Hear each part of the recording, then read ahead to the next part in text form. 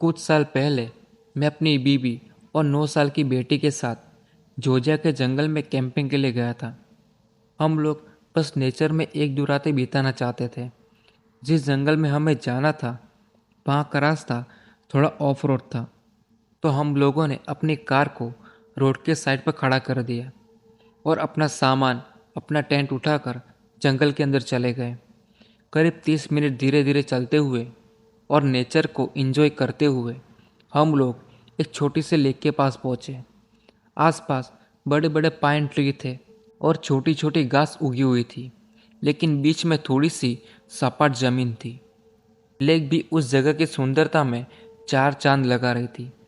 हमने सोचा कि हमें अपना टेंट यहीं पर लगाना चाहिए और इस सुंदरता का अनुभव लेना चाहिए। शाम को अंधेरा होते वक्त हमारी बेटी को नींद आने लगी। हमने उसको टेंट के अंदर सुला दिया और बाहर एक छोटी सी आग जलाकर बैठ गए। हम दोनों पति पत्नी बाव में बाहर डालकर बैठे हुए थे और आसपास देखकर अपनी मन की बातें एक दूसरे से साझा कर रहे थे। मेरी पत्नी बता रही थी कि उसको ऐसे जंगल में रहने से डर लगता है, लेकिन वो सिर्फ मेरी वजह से कैंपिंग के लिए तैयार हुई थी। और ये बात बिल्कुल सच है और मैं अपनी पत्नी का बहुत शुक्रगुजार हूँ कि मेरे शौक़ को पूरा करने में मेरा साथ देती है। लेकिन सच कहूँ, वो हमारी लास्ट कैंपिंग ट्रिप थी, क्योंकि उस ट्रिप के बाद मैंने अपनी पत्नी से दोबारा कैंपिंग पर जाने को कभी नहीं कहा। जो उस रात हमारे साथ हुआ, उसके बाद मेरी हिम्मत ही नहीं होती कि मैं उससे कैंपिंग के लिए कह सकूं। और मैं जानता हूं कि अगर मैंने उससे कह भी दिया तो वो मुझे पागलों के डॉक्टर के पास ज़रूर ले जाएगी। हुआ ये था कि हम दोनों चुपचाप जंगल के माहौल में आनंद ले रहे थे और एक दूसरे से चिपक कर बैठे हुए थे। लेकिन मैंने एक चीज़ महसूस की। मैं पहले भी कई बार कैंपिंग कर चुका था, लेकिन इस बार जंगल मुझे बहुत शांत लग रहा था। रात के वक्त शांति तो होती ही है, लेकिन कीड़े मकोड़ों और थोड़ी बहुत छोटे जानवरों की हलचल तो सुनाई दे रही थी। लेकिन उस रात एकदम सन्नाटा था। ना किसी पत्ते की हिलने की आवाज़ और ना ही कोई हवा में सरहराहट थी। थोड़ी ही देर बाद हमें उस लेक के दूसरी तरफ से कुछ कदमों की आवाज़ आई। वो आवाज़ काफ़ी भारी कदमों की लग रही थी, लेकिन हमें लगा शायद सन्नाटा होने की वजह से वो आवाज़ भारी या तेज़ लग रही है। हम लोग झील के दूसरी तरफ ध्यान से देखने लगे। हम लोग सोच रहे थे कि शायद कोई पार्क रेंजर या कोई फॉरेस्ट ऑफिसर होगा। शायद वो हमारी कार देखकर हमें देखने आया होगा, या शायद हमें वहाँ से जाने के लिए बोलने आया होगा।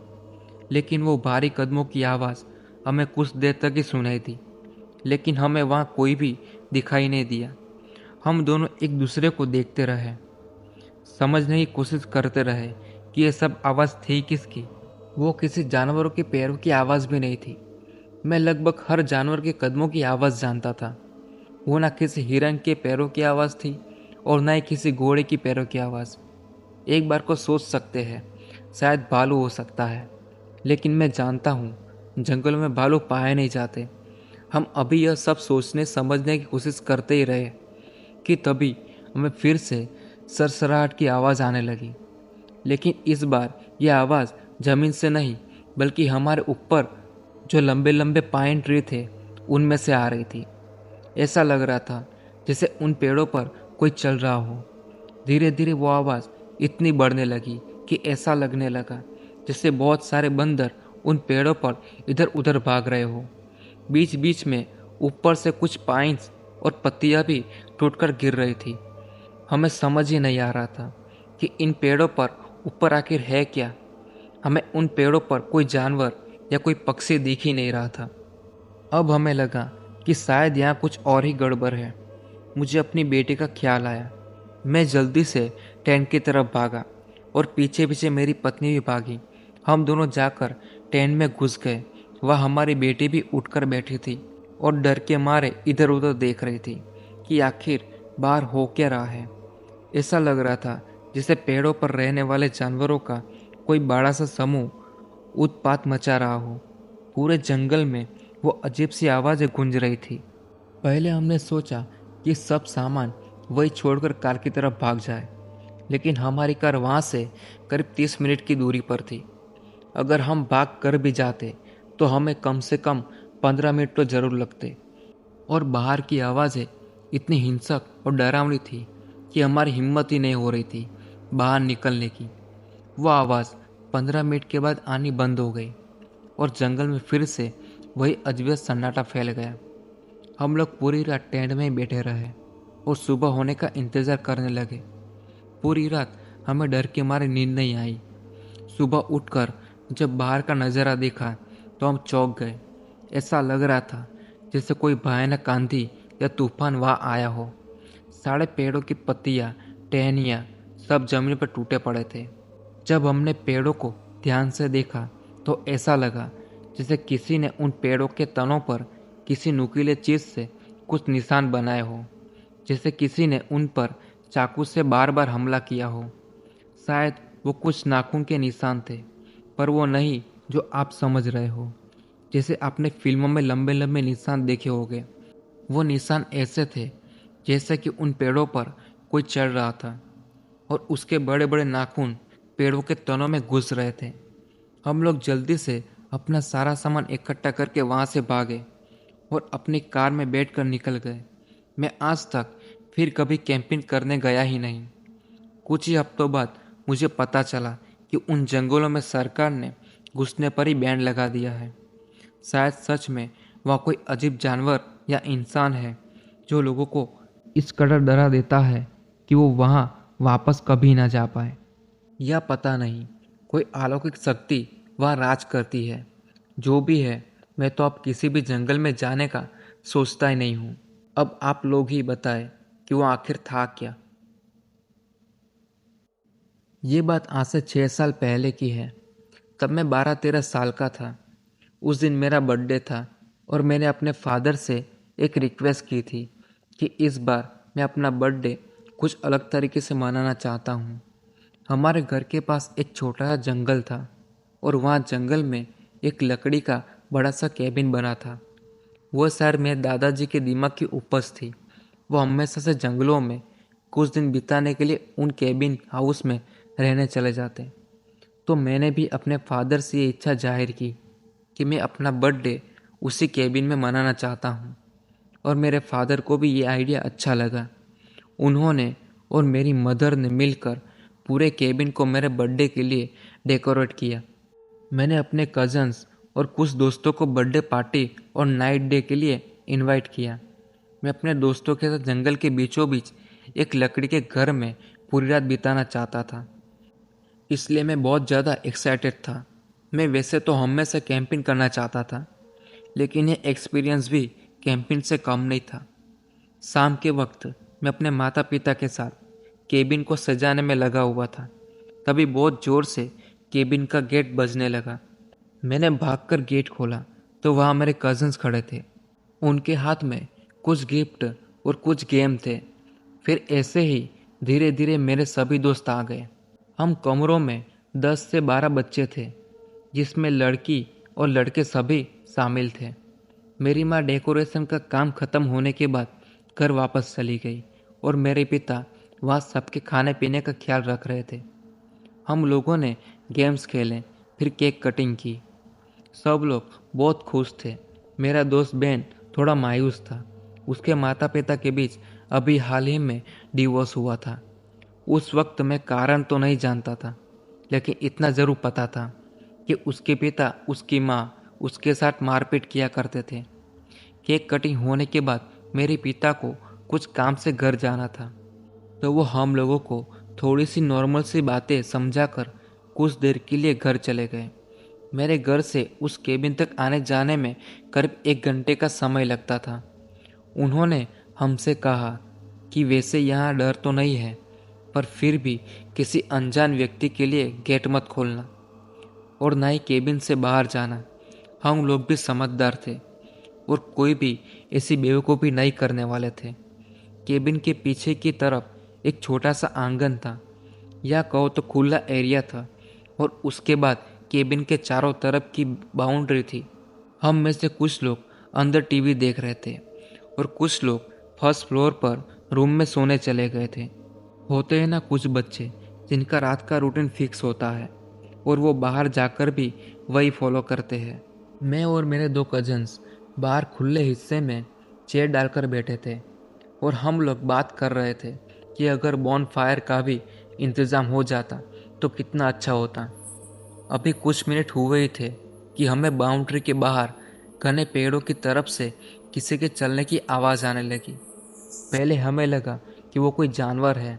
उस एरिया में बहुत सारे हिरन पाए जाते हैं, तो हमें भी लगा शायद कोई हिरन होगा।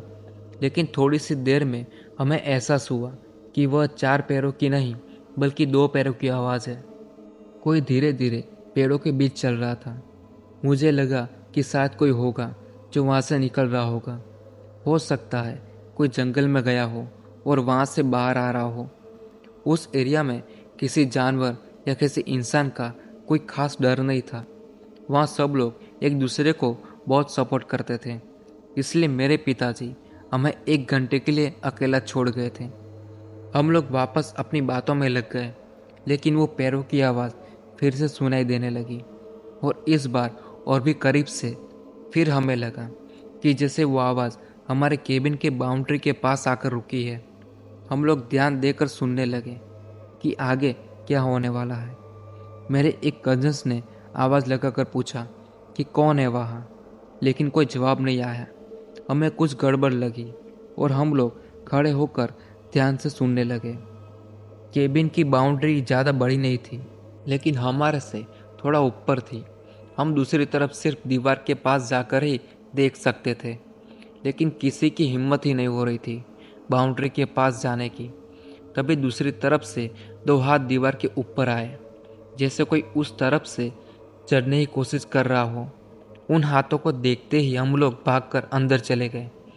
हमने पीछे वाला गेट लॉक कर दिया और वहाँ से खड़े होकर बाहर की तरफ देखने लगे। उस गेट के ऊपरी हिस्से में शीशा लगा हुआ था, तो हम अंदर से बाहर की तरफ साफ साफ देख सकते थे कि वहाँ क्या हो रहा है। तभी कोई आदमी दीवार की उस तरफ से कूदकर आंगन में आ रहा था। उसको देखते ही हम तीनों चिल्लाने लगे। हमारा चिल्लाना सुनकर जो बच्चे टीवी देख रहे थे वो लोग भी हमारे पास आ गए। वो आदमी धीरे धीरे हमारे गेट के पास आ गया और हमारे पास आकर गेट खोलने के लिए बोलने लगा। वो बहुत प्यार से हमसे बोल रहा था कि बेटा प्लीज़ गेट खोलो, मुझे अंदर आना है। अगर वो सामने गेट से आया होता हम तब भी गेट नहीं खोलने वाले थे, लेकिन वो जिस तरीके से दीवार पर कूदकर आया था हमें कुछ भी सही नहीं लगा। हम अंदर से मना करते रहे। कुछ बच्चों डर के मारे ज़ोर ज़ोर से चिल्लाने लगे। जब काफ़ी देर हो गई हमें प्यार से बोलते जब काफ़ी देर वक्त वो हमें प्यार से बोलता रहा और हम मना करते रहे, तो वो एकदम से चिल्ला के बोला, गेट खोलो अभी वरना तोड़ दूंगा। उसकी ये बातें सुनकर हम सभी बहुत ज़रा डर गए और हम में से कुछ बच्चे इधर उधर भागने लगे। मेरा एक कजन्स हम सब में से बड़ा था। उसने अपना दिमाग लगाया और घर में कुछ हथियार या हथियार जैसा कुछ भी ढूंढने लगा। उसे नीचे कुछ भी नहीं मिला, तो वो ऊपर की तरफ भागा और जाकर इधर उधर ढूंढने लगा। जो बच्चे ऊपर सोए हुए थे वो भी मेरे कजन्स की आवाज़ से उड़ गए और नीचे आ गए, यह देखने के लिए कि आखिर वहाँ चल क्या रहा है। मेरा दोस्त पेन भी ऊपर ही था और वो जैसे ही नीचे आया वो बहुत ज़ोर ज़ोर से चिल्लाने लगा और रोने लगा। तभी वो आदमी भी बहुत गुस्से में आ गया और ज़ोर ज़ोर से गेट पीटने लगा। हम लोगों को समझ ही नहीं आ रहा था कि अब करें क्या। तभी उस आदमी ने अपनी कमर के पीछे से एक बड़ा सा चाकू निकाला और उसको दिखाते हुए बोला, बहन आज मैं तुमको मार ही दूंगा, बल्कि मैं तुम सबको मार दूंगा। उसके हाथ में चाकू देखकर हम सब जोर जोर से चिल्लाने लगे और इधर उधर भागने लगे। फिर हम में से किसी ने कहा कि उधर चलो। हम सभी लोग ऊपर भागे और एक रूम में जाकर उसका गेट लॉक कर दिया। किसी को कुछ भी समझ नहीं आ रहा था कि अब करे क्या। तभी मेरे एक दोस्त ने अपना फ़ोन बाहर निकाला और फिर मेरे कजन्स ने उस फ़ोन से 911 को डायल किया। उनको हमने अपनी सारी कहानी बताई। उन्होंने हमें आश्वासन दिया कि बहुत जल्द वो हमारे पास पहुंच जाएंगे और हमसे कहा कि हम किसी के लिए भी दरवाज़ा ना खोलें। मैंने अपने पिता को भी कॉल किया और उनको सब कुछ बताया, और उन्होंने भी कहा कि वो बस रास्ते में है और बस 15 मिनट में पहुंच जाएंगे। तभी हमें नीचे से कांच टूटने की आवाज़ आई। शायद वो आदमी गेट का कांच तोड़कर अंदर आ गया था। लेकिन अब एक अजीब बात हुई। कांच टूटने की आवाज़ आते ही बहन चिल्लाने लगा, मेरे पापा मुझे नहीं छोड़ेंगे, वो मुझे आज मार ही देंगे, प्लीज़ तुम लोग मुझे बचा लो। उसकी ये बात सुनकर हम हैरान हो गए। वो आदमी तुम्हारे पापा है? और उसने कहा हाँ। लेकिन तभी हमें उस आदमी की ऊपर चढ़ने की आवाज़ आने लगी। अब हम लोगों की हालत बहुत ख़राब थी। हम सब टाइम देख रहे थे कि हमारे पास वो आदमी पहले आएगा या कोई मदद। उस आदमी ने हमारे रूम का गेट पीटना शुरू कर दिया। कम से कम 5 मिनट तक यही चलता रहा और फिर बाहर से पुलिस सायरन की आवाज़ आने लगी। कम से कम 5 पुलिस कार हमारे केबिन के पास आकर रुकी और उस आदमी ने भी शायद वहाँ से भागने की कोशिश की थी, लेकिन पुलिस ने उसको वहीं दबोच लिया और हम लोग भी गेट खोलकर बाहर आ गए। हम सभी की हालत बहुत ख़राब थी और शायद बेन ने तो अपनी पैंट ही गीली कर ली थी। कुछ ही देर में मेरे पिताजी भी आ गए और हमसे सॉरी बोलने लगे। इस सब घटना के बाद पता लगा कि बात थी क्या। हुआ ये था कि बेन के पिता नशे की शौकीन थे और वो नशे में उसकी माँ के साथ मारपीट किया करते थे। हद तब पार हुई जब उन्होंने बेन के साथ यही सब शुरू कर दिया। उसके बाद बेन की माँ ने डिसाइड किया कि वो डिवोर्स लेगी और बेन को इस आदमी से बचा कर रहेगी। उसके पिता चोरी छुपे बेन से मिलते रहे और उसे समझाने की कोशिश करते रहे कि वो कभी उसके साथ गलत व्यवहार नहीं करेंगे, लेकिन बेन को उन पर कभी भरोसा ही नहीं हुआ और बस इस वजह से ही वो बहन पर गुस्सा हो गए। उस दिन भी वो नशे की हालत में थे और पुलिस पूछताछ में पता चला कि उनको पता लग गया था कि बहन मेरी बर्थडे पार्टी में आ रहा है और पार्टी कहाँ हो रही है, और उनका इरादा बहन को सच में मार देने का ही था।